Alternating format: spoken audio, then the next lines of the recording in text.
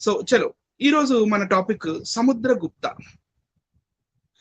సముద్రగుప్త అని మన హిస్టరీలో ఒక రాజు కనపడతాడు. ఈ సముద్రగుప్త చాలా ఫేమస్ రాజు అన్నమాట. అసలు ఈ సముద్రగుప్తుడు ఎవరు అని అంటే, నేను మీ అందరికీ ఈజీగా అర్థమయ్యేటట్టుగా మన భారతదేశ హిస్టరీ ఏదైతే ఉందో నేను క్రోనాలజికల్ గా చెప్పుకుంటూ వస్తాను. అంటే టైం లైన్ ప్రకారం ఫస్ట్ మన భారతదేశ హిస్టరీ మొదలవుతుంది Indus valley civilisation. Indus valley civilisation తర్వాత మరి ఈ బింబిసార, తర్వాత బిందుసార, ఈ వీళ్ళంతా అంటే తర్వాత శిశునాగా ఎంపైర్, ఆ తర్వాత నందా ఎంపైర్. నందా ఎంపైర్ తర్వాత ఈ నందుల్ని ఓడించింది మౌర్యన్స్. ఈ మౌర్యుల కాలం తర్వాత ఈ మౌర్యుల్ని వెనక నుంచి పొడిచి వెన్నుపోటు పొడిచి పుష్యమిత్ర శుంగుడు మరి ఈ మౌర్యన్ ఎంపైర్ ని మొత్తం తన చేతిలో తీసుకొని శుంగా ఎంపైర్ గా చేశాడు. ఇదంతా బీసీ కాలంలోనే 280 or 285 ఈ టైంలో జరిగింది. ఇక్కడ దాకా నేను హిస్టరీ మెల్లిగా చెప్తూ వచ్చాను. నేను అసలు హిస్టరీ ఎందుకు చెప్తున్నాను? నేను ఏమన్నా హిస్టరీ మాస్టర్నా? కాదు. నేను కేవలం మీకోసమే నేను హిస్టరీ బుక్స్ అన్ని తీసి తిరగేసి మరి హైందవ వాంగ్మయం మొత్తం తీసి తిరగేసి చెప్పడానికి గల కారణం ఏంటంటే, మరి మన దేశంలో ఉన్న హిస్టరీని, మన భారతదేశంలో ఉన్న ఏదైతే మన పురాతన చరిత్ర ఉందో ఆ చరిత్రను కూడా మార్చేసేయాలి. ఆ చరిత్రను కూడా మార్చేసి మళ్ళీ తిరగరాసి కొత్త విధంగా రాయాలి. అంటే జనాల్ని మోసపూరితంగా మోసం చేయాలి అనే దురుద్దేశంతో కొంతమంది మరి ప్రబుద్ధులు బయలుదేరారు. అసలు యాక్చువల్ గా హిస్టరీ ఏంటి అనేది మనం గ్రహించాలి అంటే, ఆ హిస్టరీకి ఆర్కియాలజికల్ సపోర్ట్ ఉండాలి. ఆ తర్వాత న్యూమిస్మాటిక్స్ అంటే కాయిన్స్ సపోర్ట్ ఉండాలి. ఆ కాలంలో కాయిన్స్ ఉన్నాయని, లేకపోతే ఆ ఫోర్ట్స్ కానీ, లేకపోతే ఆ ప్యాలెసెస్ కానీ, లేకపోతే ఆ తవ్వకాల్లో బయటకు వచ్చినప్పుడు పాటరీ ఉంటుంది. పాటరీ అంటే కూజాలు, వారు యూజ్ చేసిన ఆ సామాగ్రి, వంట సామాగ్రి, ఇవన్నీ డేటింగ్ ప్రకారంగా. మళ్ళీ ఆ తర్వాత రాళ్ల మీద రాయబడ్డ శిలాశాసనాలు, మళ్ళీ ఒకవేళ స్క్రోల్స్ మరి సిల్వర్ ఫాయిల్ మీద, కాపర్ ఫాయిల్ మీద ఏమైనా రాశారా, ఇవన్నీ. సో ఇవన్నిటిని పక్కకు పెట్టేసి మన దేశ హిస్టరీని మార్చాలనుకుంటున్నారు. సో ఇవన్నీ ఒక రికార్డ్ గా ఉండాలి. మీ అందరూ హిస్టరీని తెలుసుకోవాలి అనే దృక్పథంతో మాత్రమే ఈ ఇండియన్ హిస్టరీ మీద ప్లస్ ఈ హైందవ వాంగ్మయం మీద వీడియోస్ చేయడం జరుగుతుంది. సో ఈరోజు మన టాపిక్ నేను సైడ్ కి అయిపోయాను, కానీ మళ్ళీ అక్కడికే వస్తాను. శుంగా ఎంపైర్, పుష్యమిత్ర శుంగుడు బృహద్రథ మౌర్యుణ్ణి వెనక నుంచి చంపేసిన తర్వాత, అంటే వెన్నుపోటు పొడిసిన తర్వాత అది శుంగా ఎంపైర్ గా మారింది. తర్వాత శుంగా ఎంపైర్ తర్వాత వాళ్ళు కనీసం ఒక 200 సంవత్సరాలు పరిపాలించిన తర్వాత ఆ శుంగా ఎంపైర్ పడిపోయింది. శుంగా ఎంపైర్ ఇట్ ఫెల్ ఆఫ్. కానీ శుంగా ఎంపైర్ లో ఈ శుంగా రాజ్యాన్ని స్థాపించిన స్థాపకుడు పుష్యమిత్ర శుంగుడు అశ్వమేధ యాగాలు చేసిన సందర్భాలు చాలా ఉన్నాయి. అశ్వమేధ యాగం ఆయన చేయటం, వాటిని యవనులు పట్టుకోవటం, లేకపోతే వాటిని జైనులు పట్టుకోవటం, ఆ గుర్రాల్ని లేకపోతే బౌద్ధులు పట్టుకోవటం, సకులు తో కూడా ఫైటింగ్ చేశాడు. సో ఇలా ఆ అశ్వమేధ యాగం చేసిన ఆ గుర్రాల్ని వేరే వాళ్ళు పట్టుకున్నప్పుడు మళ్ళీ ఈ పుష్యమిత్ర శుంగుడు, ఆయన సైన్యం, ఆయన వాళ్ళ కొడుకు అగ్నిమిత్ర వెళ్ళి వాటిని వెనక్కి తీసుకురావడం లాంటివి జరిగినాయి. సో ఇలాంటివే సేమ్ విషయాలు మనకి పురాణాల్లో కనపడతాయి. ఏంటి మన గుర్రం అశ్వమేధ యాగం చేస్తున్నప్పుడు ఇంద్రుడు వచ్చి తీసుకెళ్లిపోయాడు, ఇంకెవరో తీసుకెళ్లిపోయారు అవి అని. అంటే ఇవన్నీ కాంటెంపరీస్. నేను ముందే మీకు సబ్జెక్ట్ లోకి వెళ్లే ముందే ఇంట్రడక్షన్ పార్ట్ ఇస్తున్నాను. సో ఈ సముద్రగుప్తుడు ఎవరంటే, ఈ శుంగా ఎంపైర్ పడిపోయిన తర్వాత చిన్న చిన్న రాజ్యాలుగా అయిపోయింది. అప్పటికే ఈ పుష్యమిత్ర శుంగా వీళ్ళు బ్రాహ్మిన్స్ కాబట్టి, ఈ బ్రాహ్మిన్ ఎంపైర్ కాబట్టి అప్పటి నుంచి మళ్ళీ ఇక్కడ వేదాలు అవి, తర్వాత చాలా లిటరేచర్ అవన్నీ రాయడం మొదలైంది. తర్వాత ఇలాంటి లిటరేచరే మళ్ళీ తర్వాత కాలంలో వచ్చిన గుప్తరాజులు ఎవరైతే ఉన్నారో ఆ గుప్తరాజుల కాలంలో కూడా మరి చాలా లిటరేచర్ రాయడం జరిగింది. సో మచ్చుగ్గా అంటే ఒక ఎగ్జాంపుల్ గా ఫస్ట్ మనం రామాయణం బాలకాండలోకి వెళ్దాం. ఓకేనా? I you all ready? Ready అంటే స్టార్ట్ చేస్తాను. నాకు కామెంట్ సెక్షన్ లో చెప్పండి.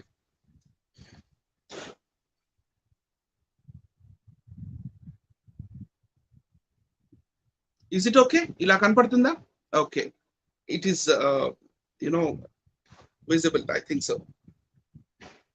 సో ఈరోజు మన topic, let's talk about Bharat. అంటే మన భారతదేశంలో ఉన్న ఒక గొప్ప రాజు, అతని పేరు సముద్రగుప్తుడు. ఈ సముద్రగుప్తుడు ఎవరంటే, గుప్త రాజుల కాలంలో మొట్టమొదటి గుప్త రాజు అయిన చంద్రగుప్తుడి కొడుకు పేరు సముద్రగుప్త.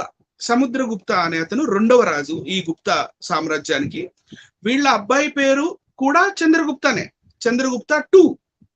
ఆ చంద్రగుప్త 2కి విక్రమాదిత్య అనే ఒక టైటిల్ ఇవ్వబడింది. అది విక్రమాదిత్య అనేది కేవలం ఒక టైటిల్ మాత్రమే, అది పేరు కాదు, అది ఒక బిరుదు, విక్రమాదిత్య అని. సో ఇప్పుడు నేను చెప్పినట్టుగా శ్రీమద్ రామాయణము బాలకాండ ఆచార్య శ్రీ పుల్లెల శ్రీరామ చంద్రుడు గారు రచించిన ఆర్ష భారతి ట్రస్ట్, హైదరాబాద్ లో ఉన్న ఆర్ష భారతి ట్రస్ట్ వారి రామాయణంలో బాలకాండలో మనం ఒక సీన్ చూద్దాం. రైట్ అండి? రైట్. ఇక్కడ ఒక రాజు ఉన్నాడు. ఆ రాజు పేరు సగర మహారాజు. ఈ సగర మహారాజు గురించి చెప్తూ ఇక్కడ రామాయణంలో ఏం చెప్పబడిందంటే, ఎవరు మనకి విశ్వామిత్రుడు చెప్తున్నాడు ఈ స్టోరీ. విశ్వామిత్రుడు శ్రీరాముల వారికి ఈ స్టోరీ చెప్తున్నారు. చూడండి ఈ స్టోరీ ఎలా ఉంటుందో. రామ, సుమతి అనే ఆమె, సుమతి సొరకాయ వంటి గర్భపిండమును కనెను. ఆ గర్భపిండము పగులగా 60,000 మంది పుత్రులు బయటకు వచ్చిరి. రైట్ అండి? సుమతి అనే ఆమె ఈ సగర మహారాజుకి రెండవ భార్య. ఆమె ఒక సొరకాయ లాంటి ఒక పిండాన్ని కనిందంటండి. పిండాన్ని కంటే ఆ పిండంలో నుంచి 60,000 మంది పుత్రులు బయటకు వచ్చారంట. పెంపుడు తల్లులు వారిని నేతితో నింపగా పాత్రలలో ఉంచి పెంచిరి. రైట్ అండి? అంటే ఫాస్టర్ మదర్స్, అంటే ఇంకా వేరే స్త్రీలని తెచ్చి వాళ్ళ నేతి కుండలు తయారు చేపించి నేతి పాత్రలు అందులో పెట్టి పెంచారంట. చాలా కాలమునకు వారు యవనవంతులయ్యి, చాలా కాలానికి యవనవంతులు అయ్యారు వాళ్ళు. సరే, ఓకే. ఇలా ఒక టైం అప్పుడు వాళ్ళు యవనవంతులు అయిన తర్వాత ఈ సగర మహారాజు అశ్వమేధ యాగాన్ని చేయాల్సి వచ్చింది. రైట్ అండి? సో ఈ సగర మహారాజు అశ్వమేధ యాగాన్ని చేస్తున్న ఆ టైంలో ఏం జరిగిందో చూద్దాం. ఇది నెక్స్ట్ ఇంకొక సర్గకి మనం షిఫ్ట్ అయ్యాము. అశ్వమేధ యాగం అప్పుడు ఏం జరుగుతుందంటే, స్టోరీలో ఈ అశ్వమేధ యాగం జరుగుతున్నప్పుడు గుర్రాన్ని వీళ్ళు వదిలేస్తారు కదా సంవత్సరం పాటు. ఈ సంవత్సరం పాటు వదిలేసిన ఈ సమయంలో ఆ గుర్రాన్ని ఇంద్రుడు వచ్చి దొంగతనం చేసుకొని తీసుకెళ్ళిపోతాడు. తీసుకెళ్ళిపోయి పాతాళం లోపల ఒక కపిల మహర్షి అని ఉంటాడు. కపిల మహర్షి ఆయన తపస్సు చేసుకుంటుంటే ఆయన పక్కన ఒక చెట్టు ఉంటది. ఆ చెట్టుకి కట్టేసి ఆ గుర్రాన్ని ఇంద్రుడు మాయమైపోతాడు. ఇక్కడ దాకా సీన్ జరిగింది. ఇప్పుడు కట్ చేస్తే దాని కంటిన్యూషన్. మరలా తవ్వి భూతములను భేదింపుడు అంటే మళ్ళా ఇంకా తవ్వండి, అశ్వం ఎక్కడుందో చూడండి అని వీళ్ళు మాట్లాడుకుంటున్నారు. అశ్వమును హరించిన వాణిని పట్టుకొని కార్యము పూర్తి అయిన పిమ్మటనే తిరిగి రండు అంటే బ్రింగ్ దట్ హార్స్ బ్యాక్, ఆ గుర్రాన్ని మళ్ళీ వెనక్కి తీసుకురండి అన్నాడు. తండ్రి అయిన సగరుని ఆజ్ఞను అనుసరించి ఆ 60,000 మంది కుమారులను పాతాళమునకు శీఘ్రముగా పోయిరి. అంటే ఇందాక సొరకాయ లాంటి పిండంలో నుంచి 60,000 మంది పిల్లలు ఎవరైతే వచ్చారో వాళ్ళందరూ ఈ గుర్రాన్ని వెతుకుతూ ఇక తవ్వుకుంటూ పాతాళంలోకి వెళ్ళిపోయారంటండి. తర్వాత నెక్స్ట్, ఆ ప్రదేశమును తవ్వుచున్నప్పుడు వారికి అచడ పర్వతము వంటి పరిమాణము గల విరూపాక్షమును దిగ్గజము కనపడెను. ఒక పెద్ద అంటే అండర్ గ్రౌండ్ లో ఈ పాతాళంలో ఒక పెద్ద ఏనుగు కనపడిందంట. దాని పేరు విరూపాక్ష అంట. అది భూతలమును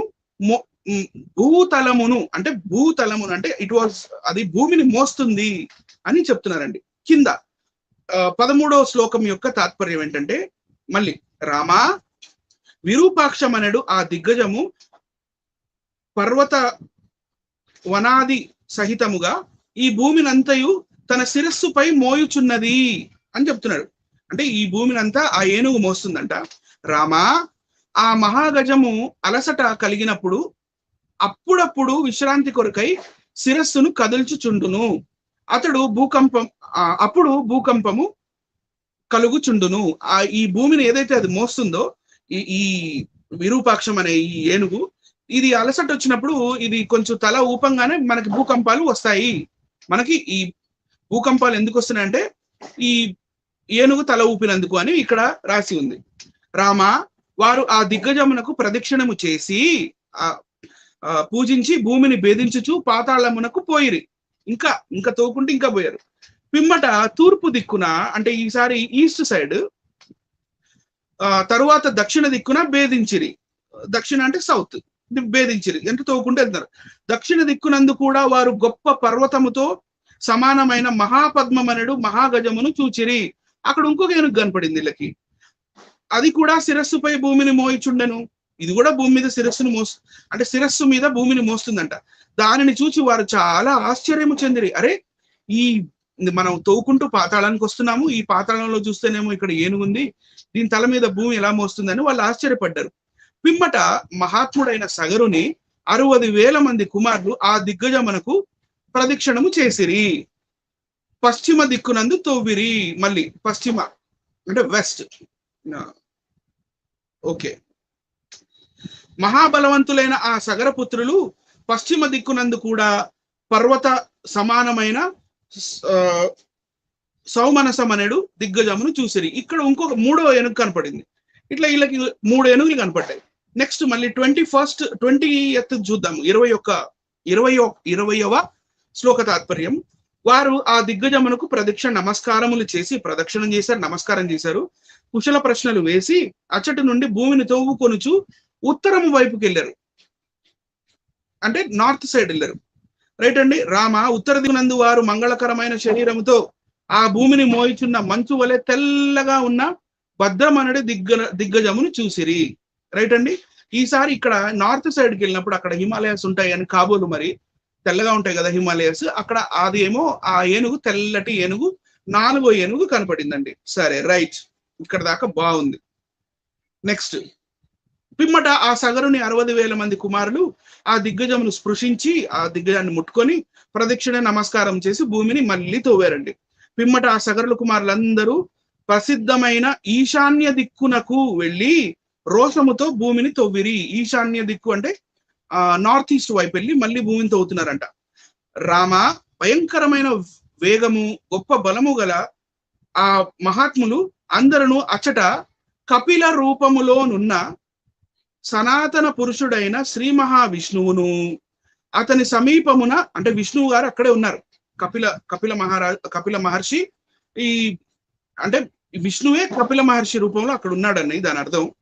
సనాతనుడైన శ్రీ మహావిష్ణువును అతని సమీపమున గడ్డి మేయిచు తిరుగుచున్న అశ్వమును చూచిరి. ఆ అశ్వమును కనపడగానే చాలా సంతసించిరి. ఇక్కడ మనకి ఏం చెప్తున్నారంటే, ఇక్కడ మనకేం చెప్పారంటే సగర మహారాజు ఉన్నాడండి. ఈ సగర మహారాజు పిల్లలు ఉన్నారు 60,000 మంది. ఈ 60,000 మంది పిల్లలు తోకుంటూ పాతాళానికి వెళ్ళారు. పాతాళానికి వెళ్ళిన తర్వాత అక్కడ north, east, west, south 4 sides తవ్విన తర్వాత 4 భూమిలో 4 ఏనుగులు కనబడ్డాయి. ఆ 4 ఏనుగులు అవి భూమిని మోస్తున్నాయి. అంటే ఈ భూమిని 4 మోస్తున్నాయి, 4 ఏనుగులు అనేది సైన్స్ మనకి ఇక్కడ దాకా కనపడింది. కానీ అండర్ గ్రౌండ్ లో, పాతాళంలో గడ్డి మొలవదు. జనరల్ గా పాతాళంలో గడ్డి మొలవటం ఏంటి? అండర్ గ్రౌండ్ లో టెక్టానిక్ ప్లేట్స్ దాటిపోయిన తర్వాత, లేకపోతే కింద అర్త్ క్రస్ట్ కోర్ మ్యాంటిల్ కదా. సో ఎర్త్ పైన క్రస్ట్, మ్యాంటిల్, తర్వాత core of the earth. So core, mantle, crust కూడా కొంచెం లోపలికి వచ్చేసిన తర్వాత ఇంకా గడ్డి వగేరా మొలవు. కానీ అక్కడ సరే చలో వాళ్ళు తవ్వారు, చాలా లోపలికి వెళ్ళిపోయారు, గడ్డి ఉంది, గుర్రం అక్కడ గడ్డి తింటుంది, అక్కడ వీళ్ళకి కనపడింది. రైట్. దీన్ని మనం ఎలా అనుకోవాలి? ఎలా ఇంటర్ప్రిట్ చేయాలి? సరే, నెక్స్ట్ ఇంకొక నేను రిఫరెన్స్ చూపిస్తాను, చూడండి.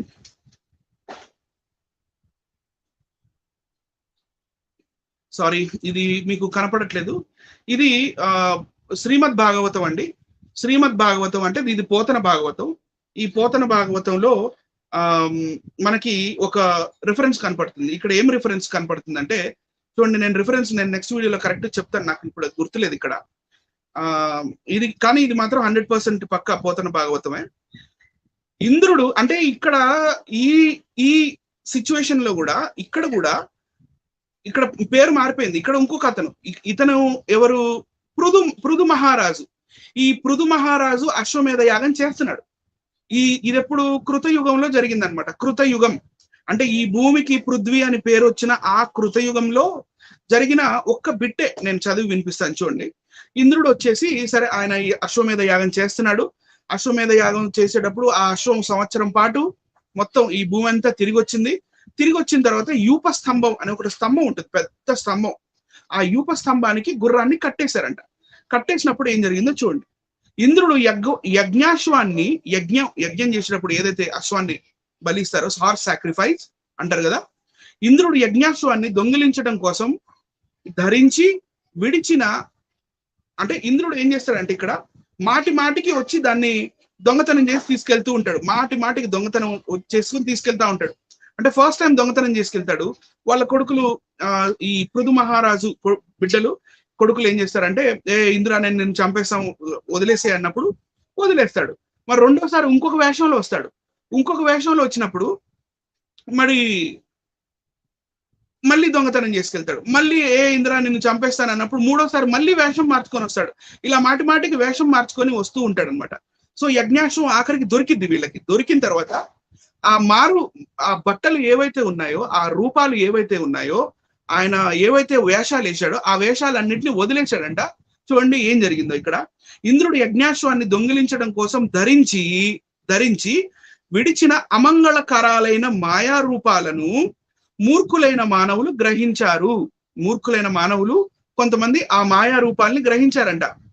ఆ రూపాలు పాషాండ చిహ్నాలు. ఇక్కడ నుంచి చాలా జాగ్రత్తగా వినాలి. ఆ రూపాలు పాషాండ చిహ్నాలు. దిశమొలలతో తిరిగే జైనులు, కావిగుడ్డలు కట్టే బౌద్ధులు, జడలు ఎముకలు భస్మం ధరించే కాపాలికులు మొదలైన వారు పాషాండులు అని ఉంది. అంటే వీళ్ళ పుస్తకాల్లో బౌద్ధులు, జైనులు వీళ్ళు అందరూ ఉన్నారు. సో దీన్ని ఎలా ఇంటర్ప్రిట్ చేస్తాం ఇప్పుడు మనం? రైట్ అండి, దీన్ని ఎలా ఇంటర్ప్రిట్ చేస్తాం? ఇక్కడ మనకి హైందవ వాంగ్మయంలో అశ్వమేధ యాగాలు అన్ని కనపడుతున్నాయి. అశ్వమేధ యాగాలు కనపడుతున్నాయి. కానీ ఈ మాటికి గుర్రం దొంగతనం అవుతుంది. ఇంద్రుడు వచ్చి దొంగతనం చేసుకెళ్తున్నాడు. అసలు ఏంటి ఈ కథ? ఏంటి? ఈ సగర మహారాజు టైంలో ఇదే జరిగింది. తర్వాత మళ్ళీ పాషాండ ఇదే జరిగింది. ఏనుగులు అన్నారు, తర్వాత భూమి మోస్తున్నాయి అన్నారు, కానీ గుర్రం దొరికింది. తర్వాత భాగవత పురాణంలో చూస్తేనేమో ఈ పృథు మహారాజు కూడా అశ్వమేధ యాగం చేస్తున్నాడు. ఇక్కడ కూడా మరి ఇంద్రుడు దొంగతనం చేసినట్టుగా మనకు కనపడుతుంది. ఆ తర్వాత వాళ్ళు ఇంద్రుడు వేషాలు మార్చినవి తీసేస్తే అది జనాలు తీసుకున్నట్టుగా జైనులు, బౌద్ధులు, కాపాలికులుగా మారినట్టుగా మనకు కనపడుతుంది. ఇదంతా మనం ఎలా అర్థం చేసుకోవాలి అని అనుకున్నప్పుడు మనం హిస్టరీలోకి వెళ్ళాలి. రైట్, వెళ్దామా హిస్టరీలోకి? Okay, let us get into history. మన ఇండియన్ హిస్టరీలోకి వెళ్ళాలి.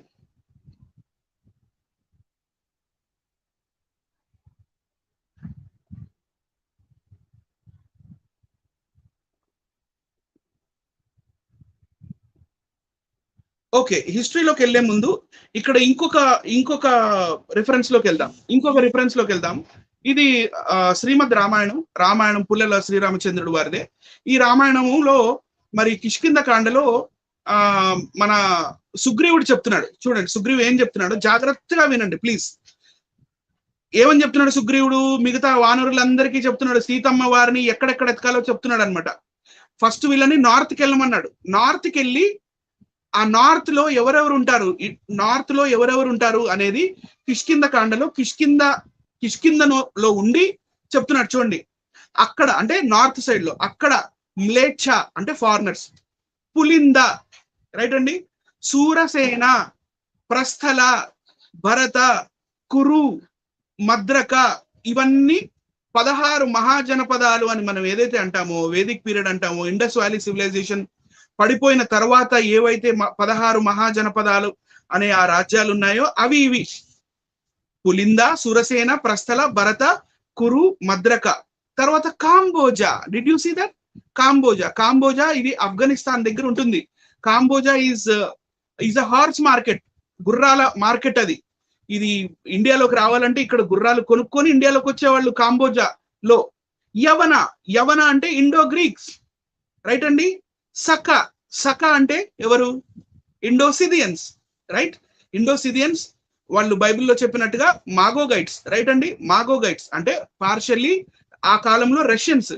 ఆ తర్వాత బహ్లీకా కనపడుతుంది మనకి ఇక్కడ, కర్సర్ ఇక్కడ పెట్టాను. బహ్లీకా ఎవరు? Bactrian Kings. బ్యాక్ట్రియా ఎక్కడ ఉంది? అది మీకు ఆల్రెడీ ఒకసారి చూపించాను నేను. అంటే outer part of Afghanistan and some part of Afghanistan లో ఇది బీమాక్ అంటారు. బీమాక్ అంటే Bactria Margiana archaeological complex. Bactria is nothing but Bahlika. ఈ బహ్లీకా, ఇక రుషిక, పౌరక, టంకణ, చీనా అంటే చైనీస్, ఈ చైనా, ఇవన్నీ ఉన్నాయి అని చెప్పారు. ఈ రిఫరెన్స్ నేను మీకు ఎందుకు చూపించానంటే జస్ట్ హోల్డ్ ఇట్, మీ మైండ్ లో జస్ట్ హోల్డ్ ఇట్ రైట్ అండి. నెక్స్ట్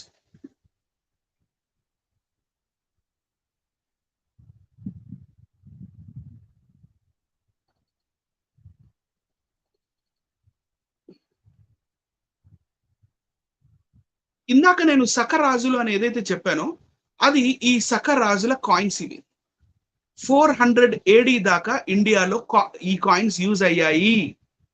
400 AD, 150 AD నుంచి 150 BC నుంచి 400 AD దాకా ఈ కాయిన్స్ ఇండియాలో యూజ్ అయ్యాయి. ఇవి సకులు, ఇందాక సక అని చదివాను కదా, ఇవి వాళ్ళ కాయిన్స్.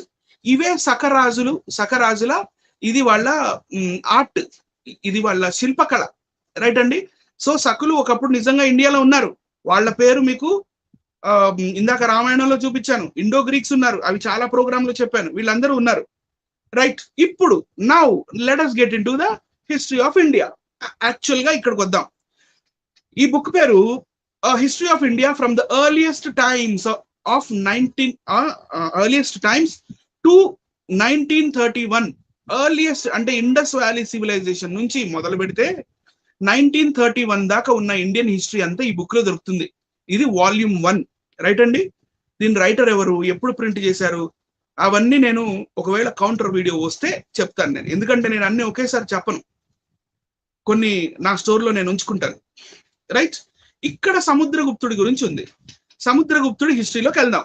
ఇప్పుడు సగర మహారాజు ఎవరైతే ఉన్నారో, పృథు మహారాజు ఎవరైతే ఉన్నారో అవన్నీ మైండ్ లో సైడ్కి పెట్టండి, సైడ్కి పెట్టేసేయండి.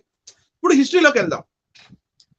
పైన చదువుతున్నాను చూడండి, 68 పేజ్ లో పైన ఇక్కడ చదువుతున్నాను. ఇక్కడ Samudragupta on his assertion began at once to make himself master of Hindustan. ఈ ఇండియాలో ద నంబర్ 1 కింగ్ అవడానికి ఈ సముద్రగుప్తుడు ఎప్పుడైతే రాజు అయ్యాడో, ఈ గుప్తా డైనాసిటీలో 2వ రాజు, అప్పటి నుంచి ఈయన he should be master in my country, నా దేశంలో నేను నంబర్ 1 రాజును అవ్వాలని చాలా ఆశగా ఉండేవాడు. The series of successful campaigns which brought under his direct control the country between the Jamuna and the Chambal rivers on the west, the Hooghly on the east and the foot hill of Himalayas and the line of the Narbada river to north and south have been described by his court poet Harisena ane ఈయన ఆస్థాన కవి ఈయన borders గురించి already రాసి పెట్టాడంట. ఓకేనండి. కానీ ఈయన ఎవరెవరి మీద యుద్ధం చేశారో చూద్దాం. 11 Kings of south, 9 Kings of Aryavarta. South లో మన ద్రవిడ దేశంలో ఇటువైపు ఎంతమంది రాజుల్ని ఓడించాడంటే అండి 11 మంది. 11 Kings of south, 9 Kings of Aryavarta. అంటే క్లియర్ గా అర్థం చేసుకోవాలంటే మధ్యలో వింధ్యా మౌంటైన్స్ అనేది ఒక మౌంటైన్ రేంజ్ ఉందండి. జాగ్రత్తగా వినండి. వింధ్యా మౌంటైన్స్ ఇండియాలో ఆ వింధ్యా మౌంటైన్స్ కూడా చూపిస్తాను ముందు. ఈ వింధ్యా మౌంటైన్స్ అనే మౌంటైన్ రేంజ్ ఉంది. ఈ మౌంటైన్ రేంజ్ దాటి కిందకి వస్తే అక్కడి నుంచి ద్రవిడ దేశం అవుతుంది. ఈ వింధ్యా మౌంటైన్స్ పైన హిమాలయాల దాకా అండ్ ఇటు ఆఫ్ఘనిస్తాన్ దాకా, ఇటు అస్సాం దాకా ఇదంతా ఆర్యవర్తం అండి. మీకు ఈజీగా అర్థమయ్యేటట్టు, అంటే నా ప్రోగ్రామ్స్ కొత్తగా చూస్తున్న వాళ్ళకి అర్థం అవ్వడానికి నేను చెప్తున్నాను. తరువాత ఈ ఆర్యవర్తంలో ఉన్న 9 మంది రాజుల్ని, మళ్ళీ ద్రవిడ దేశంలో ఉన్న 11 మంది రాజుల్ని ఓడించాడు. Okay. The most fertile and thickly populated country of northern India, the chiefs of the primitive forest tribes, అంటే ఇక్కడ ఉన్న ఫారెస్ట్ ట్రైబ్స్ వాళ్ళని అందరినీ ఓడించేశాడు. కింద ఇక్కడ కర్సర్ ఉంది కదా, ఇక్కడ కర్సర్, ఈ లైన్ ఇక్కడ చదువుతున్నాను. He fought his way through south Kosala రాజ్యము ఎవరిది? హైందవ లిటరేచర్ ప్రకారం మీ అందరికీ తెలుసు, రైట్ అండి. Kosala. He fought his way through south Kosala, defeating the Pallava kings, Pallava రాజులు తమిళ రాజులు ఆఫ్ కంజీవరం అనేవాళ్ళు అప్పుడు, కాంచీపురం అంటారు ఇప్పుడు. ఆ కాంచీపురమే కంచి కామాక్షి అయింది ఇప్పుడు, రైట్ అండి. సో ఈ కాంచీపురం దాకా ఇతను ఈ ఆర్యవర్తం నుంచి వింధ్యాచల మౌంటైన్స్ దాటి కిందకొచ్చి అశ్వమేధ యాగాలు వగేరా ఇవన్నీ చేస్తూ ఉండేవాడు ఇతను. నెక్స్ట్ పేజ్కి వెళ్దాం. ఇక్కడ మీకు పెద్ద ఇన్ఫర్మేషన్ ఏముండదు ఈ పేజ్ లో, కానీ ఇక్కడ నేను కర్సర్ ఎక్కడైతే పెట్టానో ఇక్కడ చూడండి, థర్డ్ లైన్ మీకు కనపడుతుంది. The Saka satrap Rudrasimha still ruled in Ujjain over the country of Malwa. అంటే ఇందాక సకరాజులు అని నేను ఏదైతే కాయిన్ చూపించానో, సకరాజులు అని ఇందాక నేను ఏదైతే వాళ్ళ శిల్పకళ చూపించానో, ఇదే సకరాజులు వాళ్లతో పాటు కూడా ఈయన యుద్ధం చేసినట్టుగా హిస్టరీలో ఉంది. ఇదే సకులు మళ్ళీ మనకు రామాయణంలో కిష్కింధకాండలో కనపడ్డారు, రైట్ అండి. ఓకే, నెక్స్ట్ ముందుకెళ్దాం. దెన్ ఇక్కడ ఈ నెక్స్ట్ పేజ్ లో ఏముంటదంటే, ఇక్కడ సారీ నేను జంప్ అయ్యాను. ఓకే, ఇక్కడ కింద ఇక్కడ కర్సర్ పెట్టాను కదా, ఈ లైన్స్ అవుతున్నాను చూడండి. To celebrate one of his triumphs and to proclaim his suzerainty, the emperor and orthodox Hindu revived the rite. అంటే ఇతను హిందూ రాజు ఏదైతే పాతకాలంలో లేదు. నెక్స్ట్ లైన్ చదివాను మీకు చెప్తాను. ఇక్కడికి వచ్చాను ఫస్ట్ పైన. Revival of the horse sacrifice which had probably not been performed in northern India since Pushyamitra Sunga asserted his paramountcy after the defeat of the king of Vidarbha. ఇక్కడ ఏమంటున్నాడంటే, ఆ కాలంలో పుష్యమిత్ర శుంగుడు ఏదైతే అశ్వమేధ యాగాలు చేసి మరి యవనులతోటి లేకపోతే జైనులతోటి బౌద్ధులతోటి ఫైటింగ్లు చేసేవాడో అది బంద్ అయిపోయింది ఆ కాలంలో. ఎప్పుడు? పుష్యమిత్ర శుంగుడితోటే. He was lost. After some 200 years in Indian history, ఈ సముద్రగుప్తుడు వచ్చినాక ఈ గుర్రాల్ని అశ్వమేధ యాగాల్ని మళ్ళీ మొదలు పెట్టాడు. హార్స్ సాక్రిఫైస్ ని మళ్ళీ మొదలు పెట్టాడు అనమాట. మొదలు పెట్టడం వల్లే మరి ఈ గుర్రాలతో పాటు ఉన్న ఈ యుద్ధాలు వగేరా ఇవన్నీ చేసి సౌత్ దాకా వచ్చాడు, రైట్ అండి. మన సౌత్ ఇండియా దాకా వచ్చాడు, ఇవన్నీ చేశాడు. కావాలంటే ఇదిగోండి, నేను అబద్ధాలు చెప్పే అవసరం నాకు లేనే లేదు. ఇది సముద్రగుప్తుడి coin, gold coin. This is a replica. అంటే ఈ గోల్డ్ కాయిన్ దీని ఇమిటేషన్ ఎక్కడి నుంచి అంటే కుషానా కాయిన్స్ నుంచి. ఇండియాలో 4th century దాకా గోల్డ్ కాయిన్స్ లేవు. 4th century ఫస్ట్ కుషానా రాజులే గోల్డ్ కాయిన్ ఇండియాలో తెచ్చారు. అంతకన్నా ముందు గోల్డ్ కాయిన్స్ లేవు.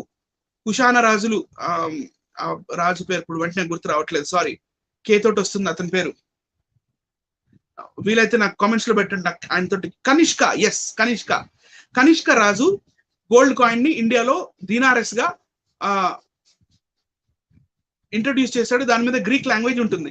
మరి దీని మీద ఏం లాంగ్వేజ్ ఉంది? దీని మీద బ్రాహ్మీ లిపి ఉందండి. దీని మీద దేవనాగరి లేదు. అప్పుడు ఇంకా దేవనాగరి పుట్టలేదుగా, అందుకని, రైట్. అప్పుడు ఇంకా దేవనాగరి పుట్టలేదు. సో ఇది సముద్రగుప్తుడి అశ్వమేధ యాగం చేస్తున్న కాయిన్. ఇక్కడ గుర్రాన్ని యూప స్తంభానికి కట్టారు చూడండి, రైటా.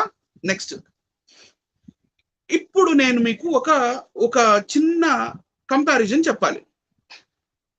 ఈ చిన్న కంపారిజన్ ఏంటంటే, ఇప్పుడు ఈ రాజుల హిస్టరీస్ ఏవైతే ఉన్నాయో, ఈ రాజుల హిస్టరీలు హైందవ వాంగ్మయంలో మనకి ఒకలా కనపడతాయి, హిస్టరీలో కొంచెం చేంజ్ ఉంటుంది అంతే. ఈ హైందవ వాంగ్మయంలో మనకి కనపడుతున్న రాజుల హిస్టరీలు, మన హిస్టరీలో ఉన్న రాజుల హిస్టరీలు, ఇవన్నీ చూస్తే మన ఇండియన్ హిస్టరీలో జరిగిన ఓన్లీ కొన్ని శతాబ్దాలు, ఒక 200 years 300 years, మహా అంటే 400 years అంతవరకే చేంజ్ ఉంటుంది. ఆ కొన్ని డైనాసిటీసే, ఆ కొన్ని జనరేషన్స్ నే ఈ హైందవ వాంగ్మయంలో మనకి రాజులుగా చూపిస్తారు. అర్థమైందండి? సగర మహారాజు మనం కథ చదివాం ఇందాక. సగర మహారాజు 60,000 మంది పిల్లలు ఉన్నారు అంటే వాళ్ళు 60,000 పిల్లలు అని కాదు, 60,000 మంది సైనికులతో, అంటే లాజిస్టిక్స్ కానీ, లేకపోతే గుర్రాలను చూసుకునే వాళ్ళు కానీ, రథాలు వాళ్ళు కానీ, ఇంకెవరైనా కానీ, వీళ్ళందరూ కలిసి 60,000 మంది. ఈ 60,000 మంది పాతాళాన్ని తవ్వుకుంటూ పాతాళానికి వెళ్ళారంటే వాళ్ళు పాతాళానికి వెళ్ళారని కాదు దాని అర్థం. వాళ్ళు ఇక్కడ ఆర్యవర్తానికి ద్రవిడ దేశానికి మధ్యలో ఉన్న వింధ్యాచల మౌంటైన్స్ దాటారు అని దాని అర్థం. రైట్ అండి? గూస్ బంప్ పాయింట్స్ చెప్తున్నాను, గూస్ బంప్ పాయింట్స్. సో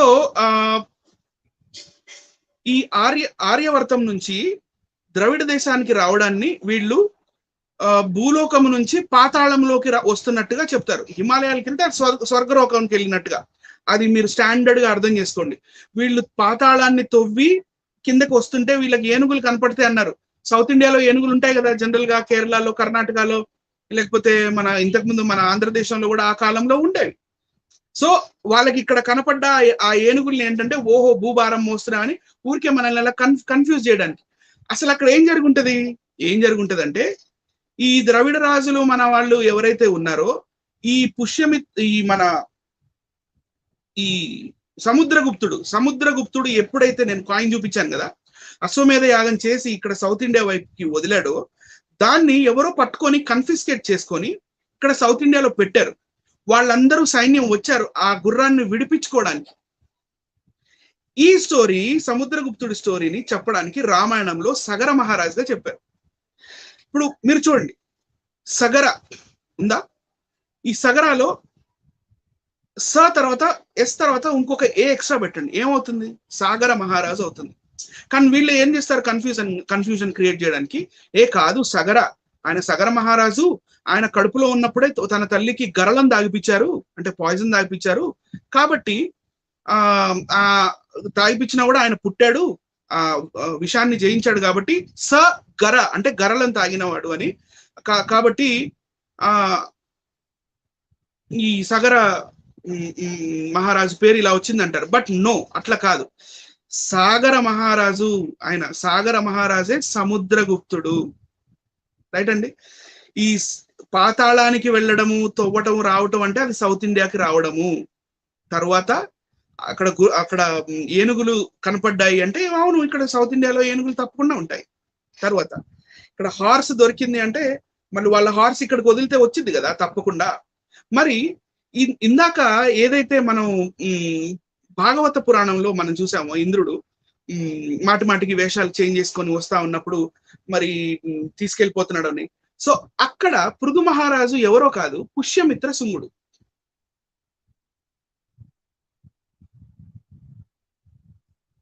అక్కడ భాగవత పురాణంలో ఎవరైతే పృథు మహారాజుని చెప్తున్నాడో ఆయన ఎవరో కాదండి, ఆయన ఎవరో కాదు, మన భారతదేశాన్ని, అంటే భారతదేశాన్ని కాదు, ఆర్యవర్తాన్ని ఆ కాలంలో ఏలిన శృంగరాజు అయిన పుష్యమిత్ర శుంగుడు.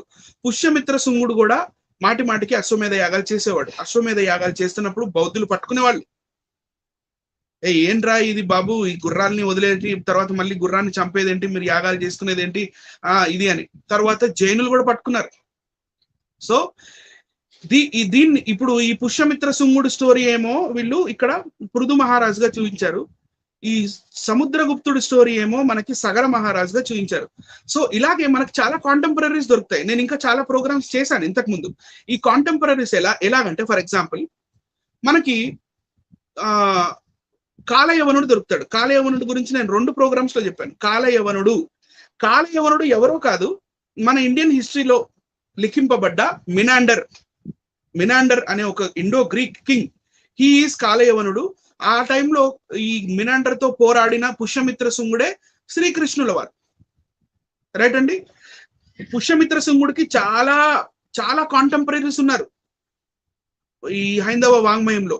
నంబర్ 1 రాముడు, శ్రీరాముడు కూడా పుష్యమిత్ర శుంగుడే. నంబర్ 2 ఈ పుష్యమిత్ర శుంగుడు జైనులని బౌద్ధులని చాలా చంపాడు. మరి అదే సేమ్ ఇది మరి పరశురాముడికి ఇచ్చారు. 21 సార్లు క్షత్రియ వధ చేస్తాడు. మరి ఆ కాలంలో పుష్యమిత్రుడి కాలంలో మన భారతదేశంలో క్షత్రియులు అంటే ఎవరున్నారు? బౌద్ధులు జైనులు రాజులే కదా ఆ కాలంలో ఉన్నది. రైట్ అండి. శాతవాహనులు ఉన్నారు, మళ్ళీ ఇంకా చాలా మంది ఉన్నారు, వాళ్ళంతా బౌద్ధులు కదా. సో ఇలా కాంటెంపరీస్ చాలా మంది మనకు దొరుకుతారు. అలాగే శ్రీకృష్ణుడు జరాసంధుడుతో యుద్ధం ఉంటుంది. మరి శ్రీకృష్ణుడు జరాసంధుడితో యుద్ధం చేయడం అది ఉంది, ఓకే. మరి జరాసంధుడు వాళ్ళ డాడీ ఎవరు? జరాసంధుడు వాళ్ళ డాడీ బృహద్రథ మౌర్యుడు. రైట్ అండి, బృహద్రథుడు. మరి బృహద్రథుడిని మనకి హైందవ వాంగ్మయంలో కంసుడుగా దొరుకుతాడండి. కంసుడే బృహద్రథుడు. సరే, వాళ్ళ డాడీని చంపితే ఊరుకుంటాడా మరి జరాసంధుడు? వెనకాల పడతాడు కదా. కానీ ఇందులో హైందవ వాంగ్మయంలో జరాసంధుడు కంసుడికి మావ అన్నట్టు చూపిస్తారు. సో పేర్లు దగ్గర దగ్గరగా ఉంటాయి, స్టోరీస్ అన్ని దగ్గర దగ్గరగా ఉంటాయి. ఇవన్నీ హిస్టరీలో మనం చాలా డీప్ గా వెతికి చూస్తే దూద్ కా దూద్, పానీ కా పానీ. సో మీకు వింధ్యాచల్ మౌంటైన్స్ చూపిస్తా అన్నాను కదా. Okay, I get back.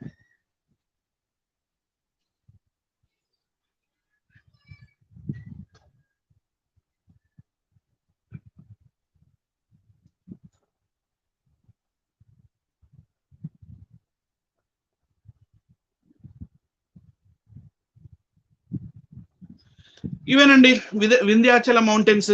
మనకి మధ్యప్రదేశ్, మహారాష్ట్ర ఇదంతా, అక్కడి నుంచి ఇదంతా ఒక బెల్ట్ లాగా ఉంటుంది. ఈ ఈ మరి ఈ సందుల్లో నుంచి వాళ్ళు వచ్చారనమాట ఆ కాలంలో. ఈ సందుల్లో నుంచి వచ్చారు కాబట్టి సగర మహారాజు 60,000 పిల్లలు భూమిని తవ్వుకుంటూ పాతాళంలోకి వెళ్ళాను అని రాశారనమాట. ఇంకొక వ్యూ చూపిస్తాను చూడండి. ఇదేనండి వింధ్యా మౌంటైన్స్. మన భారతదేశంలో సెంట్రల్ ఇండియాలో ఉంటాయి. సో మరి ఈ సముద్రగుప్తుడు రాజ్యం సైజ్ ఎంత ఉండేది? ఈ సముద్రగుప్తుడు రాజ్యం సైజు చూడండి. ఇక్కడ పింక్ కలర్ లో బార్డర్స్ ఏవైతే ఉన్నాయో, మరి ఇందాక నేను రామాయణం చదివినప్పుడు వాళ్ళు ఈస్ట్ కి వెళ్ళారు, నార్త్ కి వెళ్ళారు, సౌత్ కి వెళ్ళారు, మళ్ళీ వెస్ట్ కి వెళ్ళారా? చూడండి, ఇక్కడ వెస్ట్ కి వెళ్ళినప్పుడు ఈ మాల్వాస్ దాకా వెళ్ళిపోయారు. మళ్ళీ ఈస్ట్ కి వెళ్ళినప్పుడు కామరూప అంటే అస్సాం దాకా వెళ్ళిపోయారు, ఇంకా అరుణాచల్ దాకా వెళ్ళిపోయారు. అంతకన్నా మించి దాటి వెళ్ళాలంటే అక్కడ చాలా ఎత్తైన పర్వతాలు ఉంటాయి, వెళ్ళడానికి చాలా కష్టం. మళ్ళీ ఇంకా పైకి ఎక్కడికి వెళ్ళారు? హిమాలయాల దాకా వెళ్ళారు. ఇవే మనకు కనపడ్డాయి. అక్కడ ఏనుగులు అంటే ఏంటంటే ఒక బార్డర్, అక్కడికి ఆగిపోయారు వాళ్ళు అంతే. అవి దిక్కులు దిశలు, వాటి తల మీద నిజంగా భూమి ఉండటం, తల ఊపితే భూకంపాలు రావటం, ఇవన్నీ ఏంటంటే మనల్ని కన్ఫ్యూజ్ చేయడానికి. Let us not criticise anything, కానీ ఇదే ఫ్యాక్ట్. ఇక్కడ నేను మీకు సకుల కాయిన్స్ చూపించాను, మళ్ళీ సముద్రగుప్తుడి కాయిన్స్ చూపించాను, మళ్ళీ సముద్రగుప్తుడు రాజ్యం కూడా చూపిస్తున్నాను. చూడండి, వీళ్ళు సౌత్ లో పల్లవ రాజులు, ఇక్కడ కింద మీకు కనపడుతుంది పల్లవ రాజులు. ఈ పల్లవ కాంచీపురం దాకా వచ్చారు. ఇదే పాతాళము. వాళ్ళ గుర్రం ఏడే దొరికింది. సో ఇంకా నెక్స్ట్ ఏమైనా ఉందా? Okay, I'm done with my presentation. So ఎలా అనిపించింది మీకు ఈ ప్రోగ్రామ్? ఇలా ఇంకా చాలా కాంటెంపరీస్ ఉన్నాయి, ఇంకా చాలా చెప్పేది ఉంది. అందుకని కాంటెంపరీస్ మీకు అర్థం అవ్వాలంటే ఫస్ట్ నేను ఇండియన్ హిస్టరీ చెప్పుకుంటూ రావాలని ఇన్ని నెలలు నేను హిస్టరీ కూడా కవర్ చేస్తూ రావటం. నేనేమి హిస్టరీ మాస్టర్ని కాదు, కాకపోతే హిస్టారికల్ బుక్స్ చూపించే చెప్తాను. నేను చూపించకుండా నేనేమి చెప్పను. So hope you people have enjoyed this programme. And so నేను ఎండ్ చేయొచ్చా? If you people permit me. I'd like to end this program.